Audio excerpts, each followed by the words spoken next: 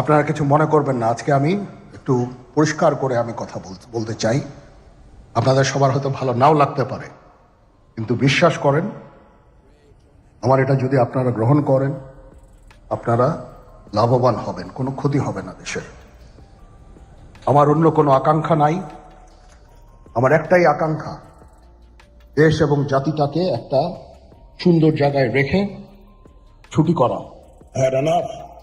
For last 7-8 months, I had enough. আমি চাই দেশ এবং জাতিকে একটা সুন্দর জায়গায় রেখে আমরা সেনানিবাসে ফেরত আসবো।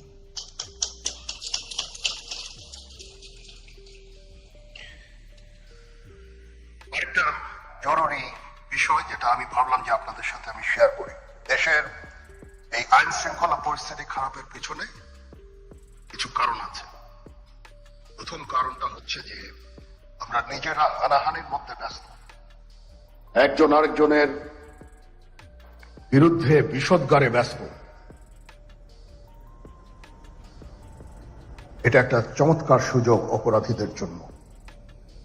যেহেতু আমরা একটা অরাজক পরিস্থিতির মধ্যে বিরাজ করছি, তারা খুব ভালোভাবেই জানে যে এই সময় যদি এই সমস্ত অপরাধ করা যায় তাহলে এখান থেকে পরিত্রাণ পাওয়া সম্ভব। সেই কারণে এই অপরাধগুলো হচ্ছে। আমরা যদি সংগঠিত থাকি, একত্রিত থাকি, তাহলে অবশ্যই এটা সম্মিলিতভাবে মোকাবেলা করা সম্ভব হবে।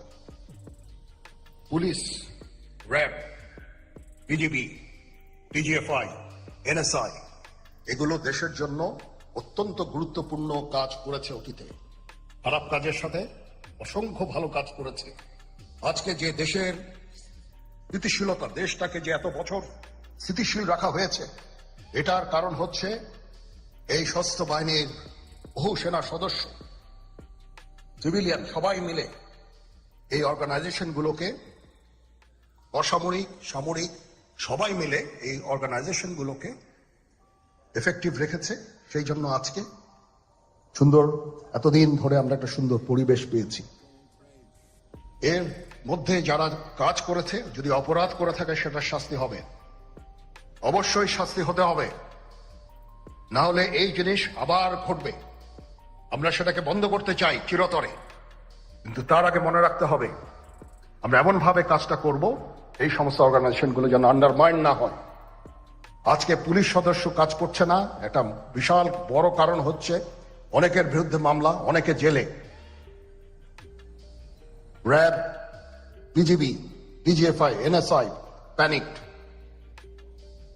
বিভিন্ন দোষারোপ, খুন ইত্যাদি তদন্ত চলছে। অবশ্যই তদন্ত হবে, দোষীদের বিচারের আওতায় আনতে হবে। এমনভাবে কাজটা করতে হবে যেন এই অর্গানাইজেশনগুলো আন্ডারমাইন না হয়। এই অর্গানাইজেশনগুলোকে যদি আন্ডারমাইন করে আপনারা মনে করেন যে দেশের শান্তি শৃঙ্খলা বিরাজ করবে, সবাই শান্তিতে থাকবেন, এটা হবে না, সেটা সম্ভব না। আমি আপনাদের পরিষ্কার করে বলে দিচ্ছি, এই দেশের শান্তি শৃঙ্খলা রক্ষার দায়িত্ব খালি সেনাবাহিনীর না। 2 লক্ষ পুলিশ আছে, বিজিবি আছে, র্যাব আছে, আনসার বিডিপি আছে, আমার আছে হচ্ছে 30,000 সৈন্য। এদেরকে আমি এই যে একটা বিরাট ভয়েড, আমি এই 30,000 সৈন্য দিয়ে আমি কিভাবে এটা পূরণ করব? 30,000 থাকে, আবার 30,000 চলে যায় ক্যান্টনমেন্টে, আরো 30,000 আসে। এটা দিয়ে আমরা দিন রাত আমরা চেষ্টা করে যাচ্ছি। এখানে যে সমস্ত উচ্ছৃঙ্খল কাজ হয়েছে সেটা আমাদের নিজস্ব তৈরি, এটা আমাদের নিজস্ব ম্যানুফ্যাকচার, আমরা নিজস্ব এইগুলো তৈরি করেছি। এই বিপরীতমুখী কাজ করলে দেশে কখনো শান্তি শৃঙ্খলা আসবে না। এই জিনিসটা আপনাদের মনে রাখতে হবে। ভিশনের ফুলঝুরি মেগা অফারে ফ্রিজ কিনলেই পাচ্ছেন 16 পিসের আকর্ষণীয় গিফট বক্স একদম ফ্রি। আজকে একটা বেদনা বিধুর দিবস। 2009 সালের 25শে ফেব্রুয়ারি আমরা এই 57 জন চৌকস সেনা অফিসার, এবং শুধু তাই নয়, আমাদের কিছু কিছু পরিবারবর্গর সদস্যদের আমরা হারিয়েছি। এখানে আসার সময় এই ছবিগুলো আমি দেখছিলাম।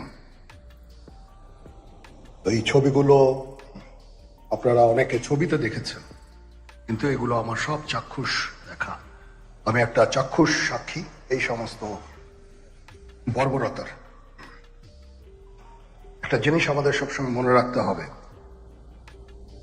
এই বর্বরতা কোনো সেনা সদস্য করেনি, সম্পূর্ণটাই তদানীন্তন বিজিবি সদস্য দ্বারা সংঘটিত। Full stop. এখানে কোনো ইফ এবং বাট নাই। এখানে যদি ইফ এবং বাট আনেন, এই যে বিচারিক কার্যক্রম এতদিন ধরে হয়েছে, 16 বছর ধরে 17 বছর ধরে যারা জেলে আছে, যারা কনভিক্টেড, সেই বিচারিক প্রক্রিয়া ব্যাহত হবে। এই জিনিসটা আমাদের খুব পরিষ্কার করে মনে রাখার প্রয়োজন। এই বিচারিক প্রক্রিয়াকে নষ্ট করবেন না। যে সমস্ত সদস্য শাস্তি পেয়েছে তারা শাস্তি পাওয়ার যোগ্য। এখানে কোনো রাজনৈতিক নেতৃবৃন্দ এর মধ্যে উপস্থিত ছিল কিনা, ইনভলভ ছিল কিনা, বাইরের কোনো শক্তি এর মধ্যে ইনভলভ ছিল কিনা, সেটার জন্য কমিশন করা হয়েছে। কমিশনের চেয়ারম্যান এখানে আছেন, উনি এটা বের করবেন এবং আপনাদের জানাবেন।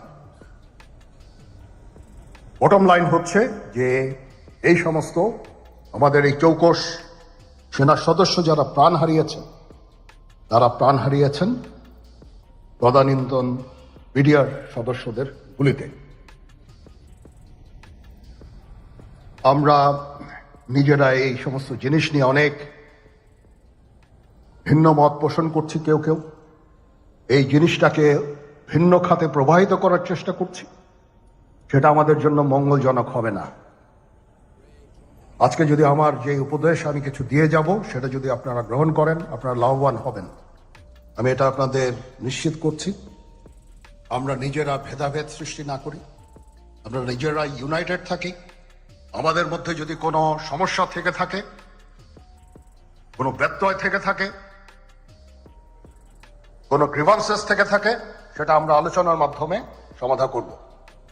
এটার জন্য ডানে বায়ে দৌড়িয়ে কোনো লাভ হবে না, নিজের ক্ষতি ছাড়া কোনো লাভ হবে না। আমি আপনাদের এই জিনিসটা নিশ্চিত করে দিচ্ছি। কিছু কিছু সদস্যদের দাবি যে তারা 2009 সাল থেকে আজ পর্যন্ত বিভিন্ন শাস্তি পেয়েছেন। কেউ কেউ দায়ী করছেন যে তারা অযাচিতভাবে শাস্তি পেয়েছেন, যেটার জন্য আমি একটা বোর্ড করে দিয়েছি। একজন লেফটেন্যান্ট জেনারেল সেই বোর্ডের সদস্য প্রথম ফেজে 51 জন সদস্যর ব্যাপারে আমার কাছে রিকমেন্ডেশন নিয়ে এসেছে। তার রিকমেন্ডেশনের অধিকাংশই আমি গ্রহণ করেছি এবং আরো বেশি আমি দিয়েছি। নেভি এয়ারফোর্সও তাদের এই কার্যক্রম চালিয়ে যাচ্ছে। আমার স্ট্যান্ড পয়েন্ট হচ্ছে, যদি কেউ অপরাধ করে থাকে সেটার জন্য কোনো ছাড় হবে না, বিন্দু মাত্র ছাড় নাই। আমি আপনাদের পরিষ্কার করে দিচ্ছি, it is a discipline force. Discipline force K discipline থাকতে দেন। আজকে এই যে দেশের ক্রান্তি লগ্নে সমস্ত বাহিনী, সমস্ত অর্গানাইজেশন বিপর্যস্ত হয়ে পড়েছে। খালি সেনাবাহিনী টিকে আছে, বিমান বাহিনী টিকে আছে, নৌবাহিনী টিকে আছে। কেন? Because of discipline. তারপরে আমি আমার অফিসারকে আদেশ দিয়েছি, যদি সামান্যতম কোনো সন্দেহের অবকাশ থাকে, কোনো কার বিরুদ্ধে যেই অ্যাকশন নেওয়া হয়েছে, অপরাধী কিনা যদি সামান্য কোনো সন্দেহের অবকাশ থাকে, সেটা তাদের ফেভারে যাবে। এটা হচ্ছে আমার ঢালাও নির্দেশ। সেই হিসাবে বিভিন্ন প্রস্তাব আমার কাছে এসেছে। কোনো কোনো প্রস্তাবে আমি আরো আমার নিজে থেকে যোগ করে আরো বেশি আমি দিয়েছি। এভাবে পর্যায়ক্রমে অফিসাররা অ্যাপিয়ার করবে, আসবে, এবং তাদের এই জিনিসগুলো আমরা দেখব। দেখে যদি মনে হয় যে তাদেরকে করার অবকাশ আছে কিছু, অবশ্যই আমরা করব। এটা ন্যায় নীতিতে আমরা প্রতিষ্ঠিত থাকবো ইনশাআল্লাহ। আপনারা কিছু মনে করবেন না, আজকে আমি একটু পরিষ্কার করে আমি কথা বলতে চাই। আপনাদের সবার হয়তো ভালো নাও লাগতে পারে, কিন্তু বিশ্বাস করেন, আমার এটা যদি আপনারা গ্রহণ করেন, আপনারা লাভবান হবেন, কোনো ক্ষতি হবে না দেশের। আমার অন্য কোনো আকাঙ্ক্ষা নাই। আমার একটাই আকাঙ্ক্ষা, দেশ এবং জাতিটাকে একটা সুন্দর জায়গায় রেখে ছুটি করা। I had enough. Was last 7-8 months I had enough. আমি চাই দেশ এবং জাতিকে একটা সুন্দর জায়গায় রেখে আমরা সেনানিবাসে ফেরত আসব।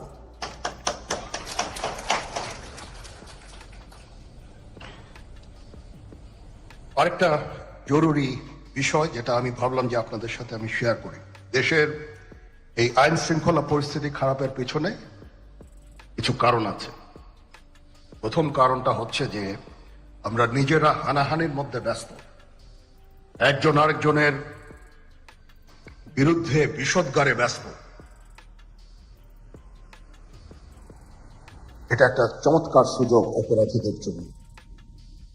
যেহেতু আমরা একটা অরাজক পরিস্থিতির মধ্যে বিরাজ করছি, তারা খুব ভালোভাবেই জানে যে এই সময় যদি এই সমস্ত অপরাধ করা যায় তাহলে এখান থেকে পরিত্রাণ পাওয়া সম্ভব। সেই কারণে এই অপরাধগুলো হচ্ছে। আমরা যদি সংগঠিত থাকি, একত্রিত থাকি, তাহলে অবশ্যই এটা সম্মিলিতভাবে মোকাবেলা করা সম্ভব হবে। পুলিশ, র্যাব, এগুলো দেশের জন্য অত্যন্ত গুরুত্বপূর্ণ কাজ করেছে। খারাপ কাজের সাথে অসংখ্য ভালো কাজ করেছে। আজকে যে দেশের